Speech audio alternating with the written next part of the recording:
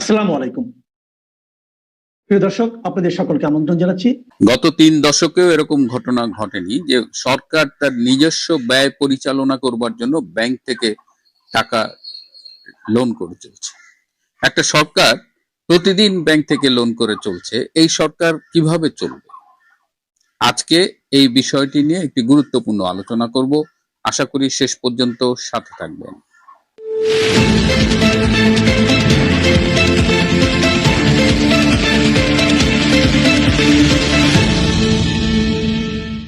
আসসালামু আলাইকুম এবং আদাব। বাংলাদেশের অর্থনৈতিক অবস্থাটা কেমন, এটা নিয়ে এখন আর লুকোচুরির কিছু নেই। সবাই মোটামুটি জানেন যে কি ঘটছে বর্তমানে। এই গত মাসে, মার্চ মাসে, এই সরকার ব্যাংক থেকে লোন করেছে 20,233 কোটি টাকা। আজকে যখন কথা বলছি, এই যে পরশুদিন বৃহস্পতিবার 23শে এপ্রিল পর্যন্ত এই মাসে সরকার ব্যাংক থেকে লোন করেছে 49,000 কোটি টাকা। অর্থাৎ 3 মাস যেতে না যেতেই প্রায় 70,000 কোটি টাকা ক্রস করে গেছে এই সরকারের লোন। তাহলে কেন এরকম হচ্ছে? জাতীয় সংসদে স্বতন্ত্র সংসদ সদস্য রুমিন ফারহানা একটি প্রশ্ন তুলেছিলেন এই ব্যাংক থেকে লোন নিয়ে সরকার চালানোর ব্যাপারে। তো সেখানে অর্থমন্ত্রী আমির খসরু বলেছেন যে এটা একটা ক্যারি ওভার ইফেক্ট। ডক্টর ইউনূসের আমলেই অর্থনীতি এভাবে লোন নির্ভর চলছিল এবং তারা আশা করছেন যে আগামী যে বাজেট আসবে, জুন মাসে যে বাজেট আসবে, সেখানে তারা এই ব্যাংক লোন নির্ভরতা কমাবেন। ডক্টর ইউনূস যে এই 17 মাস দেশ চালালেন, তিনি দেশটাকে 1,44,000 কোটি টাকার ঋণে আবদ্ধ করে গেছেন। তার মানে এটাকে বলা হচ্ছে যে $12 বিলিয়ন, অর্থাৎ $1200 কোটি টাকার দেনা তিনি রেখে গেছেন। অথচ আমাদের ধারণা ছিল যে এই গ্লোবাল সেলিব্রিটি লোকটা আসলে বাংলাদেশে একেবারে মানে সোনায় সোহাগা, দুধের নহর বয়ে যাবে। শেখ হাসিনা খুব খারাপ ফ্যাসিস্ট, সো আমরা একটা ফেরেস্তা সম টাউটকে নিয়ে আসলাম, যাকে সাংবাদিক আনিস আলমগীর বলে বিশ্ব বাটপার। আমরাও দ্বিমত পোষণ করি না। তো এখন প্রশ্ন হলো যে এই যে প্রতিদিন হাজার হাজার কোটি টাকা লোন নেওয়া হচ্ছে ব্যাংক থেকে, এর সমস্যাটা কি? এর থেকে উত্তরণের পথ কি? আমি একটু পেছনে যাব। 2007 সালে একটা পৃথিবীতে একটা মহা অর্থনৈতিক মন্দা দেখা দিয়েছিল। এজন্য সেই অর্থনৈতিক মন্দাটাকে বলা হয় যা গ্রেটেস্ট রিসেশন। এবং 2007 সালে শুরু হলেও এটা 2008-এর শেষে এবং 2009-এ এটা একদম প্রকট আকার ধারণ করে। এবং এটা শুরু হয়েছিল আমেরিকায় এই আবাসন খাত থেকে, রিয়েল স্টেটে এই যে বাড়িগুলোকে ওভার প্রাইস শো করে অতিরিক্ত লোন দিছে এবং এক সময় কলাপস করছে। এবং আমেরিকার একটা খুব বড় বিনিয়োগ ব্যাংক কলাপস করে গিয়েছিল সেই সময়। তো 2009 সালের শুরুতেই কিন্তু শেখ হাসিনা ক্ষমতা নিয়েছিলেন। তিনি এমন সময় ক্ষমতা নিয়েছিলেন যখন দেশে বিদ্যুৎ উৎপাদন খুবই কম, প্রয়োজনের তুলনায় দেশ লোডশেডিং এ ডুবে থাকে, যখন বিশ্বব্যাপী অর্থনৈতিক মন্দা, ডেফিনেটলি বাংলাদেশ তার দ্বারা ক্ষতিগ্রস্ত হয়েছিল। সেই জায়গা থেকে ক্ষমতা নিয়ে শেখ হাসিনা কিন্তু বাংলাদেশটাকে একটা ইমার্জিং ইকোনমিক ফোর্স হিসেবে এস্টাবলিশ করেছিলেন। আমরা তো ভুলে যাই, আজকে যারা জেনজি তারা হয়তো তখন ছোট বাচ্চা, তাদের অনেক কিছু জানার কথা নয়। এই জন্য একটু আবার মনে করিয়ে দিলাম যে একটি বিশ্ব বিপর্যস্ত অর্থনীতির মুখে দাঁড়িয়ে শেখ হাসিনা বাংলাদেশকে একদম ইউটার্ন করিয়েছিলেন। মানে একদিকে বিশ্ব ঢুকছে আর একদিকে বাংলাদেশ এগিয়ে যাচ্ছে সামনের দিকে। কিভাবে শেখ হাসিনা এটা করেছিলেন, এটা কিন্তু ওপেন বুক। এটা এখন চাইলে বর্তমান সরকারও দে ক্যান গো ব্যাক। কিন্তু বর্তমান সরকার কি করতেছে? বর্তমান সরকার এই অর্থনৈতিক সমস্যা মোকাবেলায় একটা পরামর্শক কমিটি করেছে 30 বা 35 জন অর্থনীতিবিদ নিয়ে, যে তারা এই অবস্থায় সরকারকে উত্তরণের একটা পথ দেখাবে। সেই 35 জনের মধ্যে একটা নাম দেখে আমি খুবই বিস্মিত হয়েছি, ডক্টর ওয়াহিদুদ্দিন মাহমুদ। এই ডক্টর ওয়াহিদুদ্দিন মাহমুদ কে? তিনি তো সদ্য ব্যর্থতম ডক্টর ইউনূস সরকারের অর্থনৈতিক উপদেষ্টা ছিলেন। তো তিনিও নিজে যখন অর্থনৈতিক উপদেষ্টা ছিলেন তখন আমাদের অর্থনীতি একদম হুড়মুড় করে ভেঙে পড়েছে। তো সেই ব্যর্থতার যিনি নেতৃত্ব দিয়েছেন সেই লোকটাকে আপনি এখন নিয়ে আসতেছেন, তার পরামর্শ নিয়ে আপনি বর্তমানের ইকোনমিক ক্রাইসিস থেকে উত্তরণ ঘটাবেন। এইটা এটা কেমন একটা কথা হইলো, তাই না? শেখ হাসিনা কি করেছিলেন সেটা একটু জানার চেষ্টা করেন। শেখ হাসিনা, তার একটা প্ল্যান ছিল। তিনি যখন বিরোধী দলে ছিলেন, সেই 94-95 সালের কথা, তখন থেকেই তিনি কিন্তু এই বাংলাদেশের অর্থনৈতিক মুক্তি কোন পথে, এগুলো সব প্ল্যান করেছিল। বিএনপির কি প্ল্যান ছিল? বিএনপি তো যা দেখছে যে ডক্টর ইউনূস কোন দিকে নিয়ে যাচ্ছে, এর থেকে উত্তরণে বিএনপির কি আদৌ কোনো প্ল্যান ছিল? তাদের উপদেষ্টা, তাদের মন্ত্রীদের চাপাবাজি, অসত্য ভাষণ, ইনক্লুডিং মাননীয় প্রধানমন্ত্রী যে কথাগুলো বলেন সেগুলো একদম ভিত্তিহীন। আমি সরি টু সে, সেগুলো মিথ্যে। তিনি বলেন দেশের উন্নয়ন, এই যোগাযোগ ব্যবস্থা ধ্বংস হয়ে গেছে গত 15 বছরে, হুইচ ইজ অ্যাবসলিউটলি এ লাই। তো এই মিথ্যেগুলো দিয়ে কি বর্তমানে এই অর্থনৈতিক ক্রাইসিস ওভারকাম করা যাবে? দেশের এই অর্থনৈতিক এই বিপর্যয়ের মুখে আইএমএফ, ইন্টারন্যাশনাল মনিটারি ফান্ড, তাদের যে কিস্তি ছাড় করবার কথা ছিল, যেটা শেখ হাসিনার আমলে তারা একটা চুক্তি করেছিল, এবং শেখ হাসিনার আমলে সব কিস্তি কিন্তু ছাড় দিয়েছে, কিন্তু এখন তারা সেটা ছাড় করতে রাজি না। এটা কেন? কেন আইএমএফ, যে রেজিম চেঞ্জ করলেন যাদের কথায় নেচে, যে ইউনূস যাদের পুতুল, সেই দেশের প্রতিষ্ঠান বলা যায়, আইএমএফ কেন আপনাকে আপনার লোনের কিস্তি দিচ্ছে না? একদম ক্লিয়ার, কারণ তারা দেখতে পাচ্ছে যে আপনার সেই লোন পরিশোধের সক্ষমতা কমে গেছে, দুর্বল বা অলমোস্ট নীল। তো আপনাকে কে টাকা ধার দিবে জেনে শুনে যে এই টাকাটা আপনি ফেরত দিতে পারবেন না? শেখ হাসিনাকে তারা টাকা দিত কারণ তারা জানতো যে তার সরকারের সেই সক্ষমতা আছে, কিন্তু বিএনপি অনেক দেন দরবার করেছে ওয়াশিংটনে গিয়ে, কিন্তু তারা আইএমএফ এর মন এখন পর্যন্ত গলাতে পারেনি। এখন বলছে আইএমএফ যে শর্তগুলো দিচ্ছে সেগুলো খুবই কঠিন। তো আইএমএফ এর কাছে টাকা না পেলে কোথায় পাবে? যেটা বললাম যে ইউনূস যে দেনা রেখে গেছে, ইউনূস তো সবসময় বলতো যে আমি রিজার্ভ বাড়িয়েছি $30 বিলিয়ন। আরে বেটা, তুই তো $12 বিলিয়ন বাকি রেখে আসছিস মার্কেটে, ওইটা দিলেই তো দাম করে 30 থেকে 12 কমে 18 হয়ে যায়। তো এখন যেহেতু ইউনূসের কথা আমরা বিশ্বাস করি, আমাদের যে আল্লাহ একটা মস্তিষ্ক দিছে, সেই মস্তিষ্ক দিয়ে আমাদের যুক্তি নির্ভর কথাবার্তা বলতে হয়, সেটা আমরা খুব একটা করি বলে আমার অন্তত মনে হয়নি কখনো। তখন আইএমএফ যখন টাকা না দেবে, তখন সরকার বলছে আমাদের যেসব উন্নয়ন সহযোগী আছে, ওয়ার্ল্ড ব্যাংক এবং অন্যান্যরা, তাদের কাছে আমরা $2 বিলিয়ন ধার চাইবো। কিন্তু আইএমএফ যখন না বলে, তখন অন্যান্য উন্নয়ন সহযোগীরা আপনাকে ধার দেবে, অন্তত আমার অভিজ্ঞতা সেটা বলে না। একটু পদ্মা সেতুর কথা বলতে চাই, যে পদ্মা সেতু একসময় জাইকা, জাপানের যে ডোনার এজেন্সি, জাপানি সরকারের এজেন্সি, এটা জাইকা কিন্তু পদ্মা সেতুকে লোন দিতে চেয়েছিল, যে পদ্মা সেতু অর্থায়ন, কিন্তু তখন আমাদের কেউ কেউ বলেছিল যে না, আমরা ওয়ার্ল্ড ব্যাংকের কাছ থেকে টাকাটা নেব, এবং সেই কিন্তু আমরা একটা পলিটিক্সে পা দিয়েছিলাম। না হলে জাইকার কাছ থেকে লোন নিয়ে আমরা পদ্মা সেতুটা করতে পারি।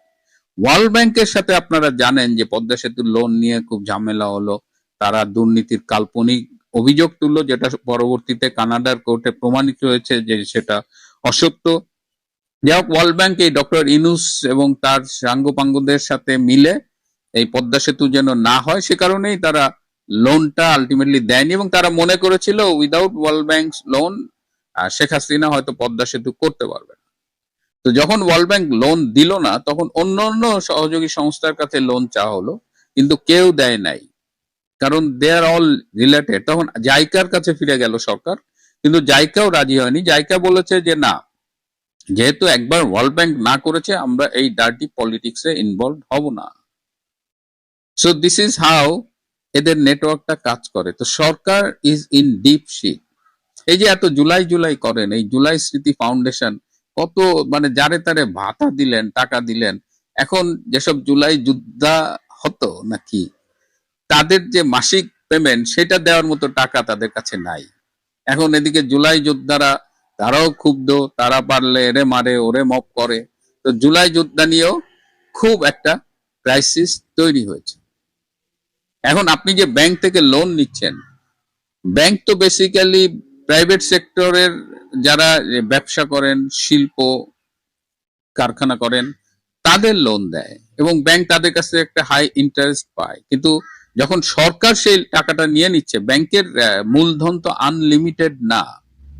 এবং খবর পেলাম বাংলাদেশ ব্যাংক নাকি সমানের টাকা ছাপায় যাচ্ছে। তো একদিকে আপনি প্রাইভেট সেক্টরের গ্রোথটাকে ক্ষতিগ্রস্ত করছেন, টাকা আপনি সরকার হিসেবে নিজেই লোন নিচ্ছেন, আপনি যে সুদের লোন নিচ্ছেন সেটা প্রাইভেট সেক্টরকে দেওয়া সুদের চাইতে সাধারণত কম। তার মানে ব্যাংকের ইনকামও কমে যাচ্ছে, তার মানে ওভারঅল আমাদের ইকোনমিটা উইক হয়ে যাচ্ছে। এদিকে এই অবস্থায় জিনিসপত্রের দাম নাকি খুব বাড়ে। ইকোনমিক্স এর সূত্র বলে এই অবস্থায় মুদ্রাস্ফীতি, মূল্যস্ফীতি এগুলো সব ঘটনা ঘটে। এই যে বাংলাদেশের টাকার মান কমে গেছে, শেখ হাসিনা সরকারের আমলে আপনার কাছে যদি 100 টাকা থাকে, আপনি যদি সেটা রেখে দেন, তো সেইটা এখন হয়ে গেছে 46 টাকার সমান। তো এই অবস্থায় এই অর্থনৈতিক বিপর্যয়ের মুখে আমি জানি না যে বর্তমান সরকার কিভাবে এই ক্রাইসিস থেকে বেরিয়ে আসবেন বা আদৌ বেরিয়ে আসতে পারবেন কিনা। অনেকেই আশঙ্কা করছেন যে দেশে দুর্ভিক্ষের আওয়াজ পাওয়া যাচ্ছে এবং এই সরকার এখন কোনো দক্ষতা মুনশিয়ানা দেখাতে পারেনি। বলছে যে কেবল তো ক্ষমতা নিল 2 মাস, কিন্তু since they don't have any plan. যদিও তারেক রহমান 25শে ডিসেম্বর জনসভায় বলেছিলেন আই হ্যাভ এ প্ল্যান, জনসভায় অনেক কিছু বলা যায়, কিন্তু যখন আপনাকে দায়িত্ব দেওয়া হয় তখন আসলে আপনি একটা বাস্তব পরীক্ষার মুখোমুখি হন। তো সেই অবস্থায় দেখা যাক কি হয়। বাংলাদেশ যেভাবে তেতে উঠছে এবং এই সরকার যেভাবে কোনো পরিকল্পনা নেই, শুধুমাত্র লিপ সার্ভিস দিয়ে চাপাবাজির উপর দিয়ে সরকার পরিচালনা করছে, এবং মর্নিং শোজ দ্য ডে যদি সত্যি হয় তাহলে 2 মাসই আমাদের চোখে আঙ্গুল দিয়ে দেখিয়ে দেওয়ার জন্য যথেষ্ট যে এই সরকার সফলভাবে দেশ পরিচালনা করবার জন্য আসেনি বা সেই দক্ষতা, সেই সক্ষমতা তাদের নেই। প্রিয় বন্ধুরা, আজ এ পর্যন্তই। সুপ্রিয় সুধী, প্রীতি ও শুভেচ্ছা রইল। বর্তমানে বাংলাদেশে নানান ঝামেলার ভেতরে অর্থনৈতিক দুরবস্থা, বিদ্যুতের দুরবস্থা, শাসন ব্যবস্থার দুরবস্থা এবং বেকারত্ব এবং মানুষের কর্মসংস্থান সৃষ্টির সুযোগ তৈরি না হওয়া নানান ঝামেলার মধ্যে দিয়ে বাংলাদেশটি যাচ্ছে। এর মধ্যে সংসদ ভবনে যেভাবে খিস্তি ঘেউর আমরা শুনছি এবং যে নাটক আমরা দেখছি, এর ভিতরে একটি নতুন কাহিনী এসে হাজির। সেটি হচ্ছে বিমান বাহিনীর 10 জন সদস্য গায়েব হয়ে গেছে। কোনো ছুটি না নিয়ে, কোনো কিছু না নিয়ে, গুলি বন্দুক যা আছে নিতে পারে, অস্ত্রশস্ত্র, সেগুলো নিয়ে নিখোঁজ হয়ে গেছে। আরও 10 জনকে ক্লোজ করে রাখা হচ্ছে এবং ক্লোজ মনিটরিংয়ে রাখা হয়েছে। কি সন্দেহে? জঙ্গি সন্দেহে। তারা হামলা করতে চায় বাংলাদেশের জাতীয় সংসদ, সেনানিবাস,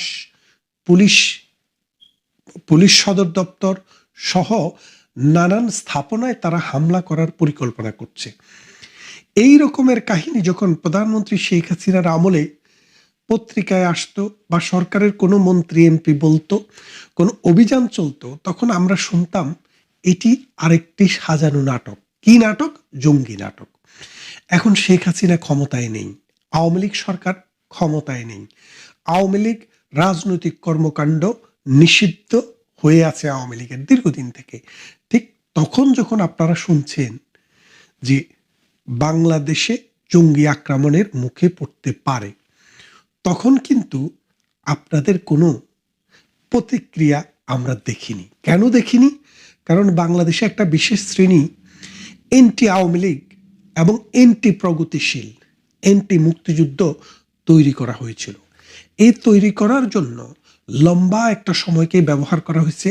মূর্খ, অশিক্ষিত, বিশ্ববিদ্যালয়ে গিয়েছে কিন্তু মাদ্রাসাতে, মানে মধ্যযুগীয় মাদ্রাসার ছাত্রের চাইতেও তাদের চিন্তা, চেতনা, মনন, মানসিকতা আরো খারাপ। তারা একটা সুষ্ঠু মানে সুস্থ সমাজ ব্যবস্থার জন্য যে একটা সঙ্গীত, সেটাও তারা জানে না, তারা নৃত্য সেটা জানে না, তারা সাহিত্য সেটাও জানে না। তারা শুধু যেটা জানে সেটা হলো মৌলবাদ এবং জঙ্গিবাদ। এই জঙ্গিরাই কিন্তু শেখ হাসিনার সরকারকে উৎখাতের জন্য আমেরিকাকে সাথে নিয়ে বাংলাদেশটাকে মিনি পাকিস্তান বানানোর চেষ্টা করেছে। এখন বিমান বাহিনীতে যে জঙ্গিরা আস্তানা গেড়েছে, এই জঙ্গিরা কোত্থেকে আসলো, এই জঙ্গিদের উৎস কোথায়? দেখেন, খেয়াল করি, ডক্টর ইউনূস যখন ক্ষমতায় আসার পর তিনি ঘোষণা দিলেন যে পাকিস্তান থেকে যেই সব জাহাজ আমাদের বন্দরে, চিটাগং বন্দর অথবা পায়রা বন্দরে যেগুলো আসবে, সেগুলোকে কোনো রকমের তল্লাশি করা ছাড়াই তাদেরকে পণ্য খালাসের অনুমতি দেওয়া হবে। অথচ শেখ হাসিনার আমলে, এর আগেও জিয়াউর রহমান, এরশাদ, খালেদা জিয়া সবার আমলেই পাকিস্তানকে শত্রু রাষ্ট্র হিসেবে ক্যাটাগরি করে দুইবার পাকিস্তানের জাহাজ তল্লাশি করার পর তারপরে যে পণ্য খালাসের অনুমতি দেওয়া হতো, যার ফলে বাংলাদেশে যারা ক্রেতা ছিল বা পাকিস্তানি যারা জাহাজ চালাতো, তারা বাংলাদেশে সাধারণত খুব বেশি প্রয়োজন না হলে পণ্য নিয়ে আসতো না। ইউনূস এসে সেটা তুলে দিলেন। তারপরে আরো একটা ঘটনা ঘটলো, বাংলাদেশে পাকিস্তানের কোনো নাগরিক ভিজিট করতে আসলেও পাকিস্তানের বাংলাদেশ হাই কমিশনে প্রথমে ভিসার আবেদন করতে হতো। অর্থাৎ অন অ্যারাইভাল কোনো ভিসা সিস্টেম পাকিস্তানের জন্য বাংলাদেশে ছিল না। তো পাকিস্তান যেহেতু তারা জঙ্গি উৎপাদন করে, তালেবানদেরও চারণভূমি সেখানে, এখন তেহরিকে তালেবান পাকিস্তানের একটা নতুন বাহিনী তৈরি হয়েছে, আপনারা জানেন। এই নানান জঙ্গিদের উৎপাদন স্থল হচ্ছে পাকিস্তান, যারা আফগানিস্তানকে শেষ করছে, ভারতের সাথে গত 70 বছর থেকে কারণে অকারণে যুদ্ধ লাগিয়ে রাখছে। লস্করে তৈয়বা, জয়শি মোহাম্মদের মতো এই সন্ত্রাসী গ্রুপগুলা সারা বিশ্বে টেরোরিস্ট সাপ্লাই দেয়। সেই জঙ্গি টেরোরিস্ট গ্রুপগুলা যেন বাংলাদেশে না আসতে পারে, সেই জন্য এই ভিসা ব্যবস্থাটা খুবই স্ট্রিক্ট ছিল। তাদের ডিএনএ টেস্ট করা ছাড়া বাংলাদেশ কোনো ভিসা তাদেরকে দিত না। ডক্টর ইউনূস আসার পরে তারা বলল ডিপ্লোম্যাটিক পাসপোর্ট। তো ডিপ্লোম্যাটিক পাসপোর্ট বলতে শুধুমাত্র ডিপ্লোম্যাটিক জোনে যারা কাজ করে তারা না, সরকারি ডাক্তার, ইঞ্জিনিয়ার, নার্স হইতে শুরু করে সরকার যাকেই তাদের লাল পাসপোর্ট দেবে তারাই বাংলাদেশে বিনা ভিসায় আসতে পারবে। এয়ারপোর্টে আসলে তাদেরকে সিল দেওয়া হবে। এবং আরো করেছিল কি, ব্যবসায়ী সহ মানে গুরুত্বপূর্ণ লোকেরা এয়ারপোর্টে আসলে তাদেরকে অন অ্যারাইভাল ভিসা দেওয়ার ব্যবস্থা করলো। এর ফলে কি হলো, এই 18 মাসে অসংখ্য জঙ্গি সেনাবাহিনীতে, বিমান বাহিনীতে, পুলিশে এবং আমাদের বিজিবিতে অথবা বিডিআরে এরা জায়গা করে নিয়েছে। এই এখন এদের যে পরিমাণ লোক এখানে এসছে, তারা থানা যে জ্বালিয়ে দেওয়া হয়েছে, পুড়িয়ে দেওয়া হয়েছে, ওই সময়ে সেখান থেকে যে অস্ত্র নিয়েছে সেগুলোও কিন্তু তাদের কাছেই মজুদ আছে। এখন দেশকে আসলেই কিন্তু একটি রেড অ্যালার্টের মধ্যে দিয়ে যেতে হবে। কারণ শেখ হাসিনার সরকার যখন ছিল, পুলিশ, আর্মি, বিডিআর সবার উপরে তার কিন্তু একটা কন্ট্রোল ছিল। কারণ তিনি পাওয়ারফুল প্রাইম মিনিস্টার ছিলেন, তার অ্যাডমিনিস্ট্রেশন খুব স্ট্রং ছিল, যার কারণে তিনি এই সব মোকাবেলা করে দেশকে উন্নয়নের ধারায় ধরে রাখতে পেরেছিলেন। সারা পৃথিবীতে বাংলাদেশ ইমার্জিং টাইগার হিসেবে নিজেদের অবস্থানটিকে শক্তিশালী রাখতে পেরেছে।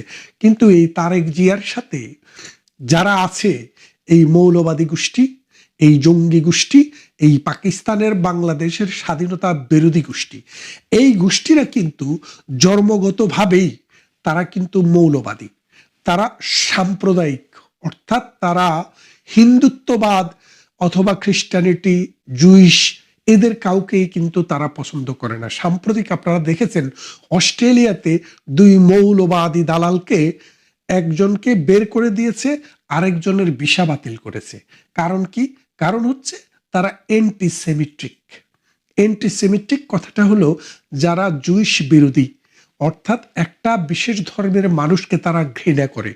তো অ্যান্টিসেমিটিক বললে হবে না, তারা অ্যান্টি হিন্দুও বটে, অ্যান্টি খ্রিস্টানও বটে। আমরা বহুদিন মসজিদ, মাদ্রাসা, মক্তবে তাদের বয়ান শুনেছি এবং তাদের মুনাজাত শুনেছি, আল্লাহ এহুদি নাসারদের হাত তুমি নাস্তে নাবুদ করে দাও। এই যে বক্তৃতা আমরা শুনেছি, অথচ সেই সব দেশে গিয়ে ডলার কামানোর জন্য, পাউন্ড কামানোর জন্য, সেই সব দেশে গিয়ে ভালো ভালো জামা কাপড় কিনে আনার জন্য, সেই সব দেশে গিয়ে নিজেকে আন্তর্জাতিক খ্যাতি সম্পন্ন বলার জন্য কিন্তু পাগলা কুত্তা হইয়া থাকেন। তো এই যে মানুষগুলো, এই মানুষগুলোর মূল কথাই হচ্ছে যে বাংলাদেশে মৌলবাদী তৈরি করতে হবে, এটা মুসলমান ছাড়া অন্য কোনো জাতের মানুষকে এই দেশে থাকতে দেওয়া হবে না, এবং এই দেশে ইসলামী হুকুমত কায়েম করতে হবে। তারা আবার খেলাপাতও বলে, কেউ বলে হুকুমত, কেউ বলে খেলাপাত। শেখ হাসিনার আমলে এই খেলাপাতদারি, এই হুকুমদারি, এই হুকুমতদারি, এই ইসলামী শাসনের খেলাপাত কায়েমকারী লোকেরা আমরা দেখেছি বাগে মহিষে এক গাঁটে জল খেয়েছে। আপনি জানেন ইব্রাহিম হুজুর বঙ্গবন্ধুকে মহান নেতা বলে কত বক্তব্য দিয়েছেন, আর যখন দিন বদল হলো তিনি বললেন মুক্তিযোদ্ধারা সবচাইতে নিকৃষ্টতম সন্তান, অর্থাৎ 71 প্রজন্ম হচ্ছে নষ্ট প্রজন্ম। এইরকম কথাই এই বাংলার জমিনে বসে রাজাকারের বাচ্চা রাজাকারে বলেছে, আপনারা শুনেছেন। তারপরে আপনারা দেখেন যে আমাদের ওই নোয়াখালীর এক মৌলানা আছে, আমার যে স্থানীয় মাদ্রাসা বাঙ্গড্ডা মাদ্রাসা, সেই মাদ্রাসার একজন শিক্ষক আফসারি, রফিকুল্লাহ আফসারি, সে আল্লাহর কাছে হাত তুলে বলেছে, আল্লাহ নাকি ইউনুসকে সরাসরি তার কাছে পাঠিয়েছে, আল্লাহ নাকি নিয়ামত হিসেবে ইউনুসকে দিয়েছে, সেই ইউনুস দেশটা বিক্রি করে দিয়ে গেছে। খেয়াল করে দেখেন আমাদের যে মোল্লা শ্রেণী, আমাদের যে ইসলামিক চিন্তা চেতনার যেসব মানুষকে আপনারা অনলাইনে দেখেন, এদের চিন্তা এবং চেতনা, এদের মানসিকতা, ওদের শিক্ষা একদম নিম্নমানের, এবং এরা না বুঝে আন্তর্জাতিকতা, না বুঝে জাতীয়তা। আপনি দেখেন 1971 সালে তাদের কথা ছিল কি? কথা ছিল তারা মজলুমের পক্ষে, জালিমের বিপক্ষে। অথচ দেখেন বাংলাদেশের মানুষ যে আওয়ামী লীগ করে, যে বিএনপি করে, জাতীয় পার্টি করে, জামাত করে, কোনো কিছুই যে করে না, সবাই মিলে যদি আপনি দেখেন, কেউই বলতে পারবে না বাংলাদেশ পাকিস্তানে গিয়ে একটি ইটিও মেরেছে। বাংলাদেশেই ছিল। বাংলাদেশের উপরে পাকিস্তান থেকে বোমা এনে 26শে মার্চের কালো রাত্রিতে বাংলাদেশকে আক্রান্ত করা হয় এবং বাংলাদেশের মানুষের উপরে আঘাত করা হয়। তখন বাংলাদেশের মানুষ ছিল মজলুম, পাকিস্তান ছিল জালেম। অথচ এই ইসলামের দবজাদারীরা মুখে যা বলে অন্তরে তা বিশ্বাস করে না। তারা মুনাফিক, তারা মুখে বলে আমরা মজলুমের পক্ষে, অথচ তারা সেদিন জালেমের পক্ষে দাঁড়িয়েছিল। জালেমের পক্ষে দাঁড়িয়ে টিক্কা খান, ইয়াহিয়া খান, জানজুয়া খানদের পক্ষে দাঁড়িয়ে লক্ষ লক্ষ বাঙালিকে হত্যায় নেতৃত্ব দিয়েছে, অসংখ্য মানুষের বাড়িঘর পুড়িয়েছে, 2.5 লক্ষ নারীকে ধর্ষণ করেছে, এবং এই জাতির সূর্য সন্তানদেরকে কুলাঙ্গার হিসেবে তারা দিনের পর দিন কথা বলে গেছে। সেই তাদেরই পায়তারায়, তাদেরই সহযোগিতায় আজ বাংলাদেশে আবার জঙ্গিবাদের উত্থান হচ্ছে। এই জঙ্গিবাদ, এই মৌলবাদ, এই সন্ত্রাসবাদ, পাকিস্তান থেকে আমদানি করা এই জঙ্গিবাদ এই বাংলাদেশকে অস্থিতিশীল করবে এবং বাংলাদেশের অর্থনীতিকে একটা দুর্ভিক্ষ কবলিত দেশের কাছাকাছি নিয়ে যাবে। আসুন আমরা এই দুর্বৃত্তদের রুখে দাঁড়াই। আমরা এই সমাজ ব্যবস্থায় অসাম্প্রদায়িক চেতনার মানুষগুলো আবার ঐক্যবদ্ধ হই। এই সমাজ ব্যবস্থায় যারা বাংলাদেশে মুক্তিযুদ্ধ করেছে তাদেরকে পুনঃস্থাপন করি এবং মুক্তিযুদ্ধের চেতনা, অসাম্প্রদায়িক চেতনা, বৈষয়িক চেতনা এবং গ্লোবাল কনসেপ্টকে বাংলাদেশের স্কুল, কলেজ, বিশ্ববিদ্যালয়ে প্রতিস্থাপন করে আধুনিক মানের নতুন প্রজন্মের ছেলেমেয়েদেরকে গড়ে তোলে এই মৌলবাদী দর্শনকে পরাজিত করি। তা না হলে আমার, আপনার, সকলের সন্তান, আগামীর ভবিষ্যৎ খুব অন্ধকার। ভালো থাকবেন।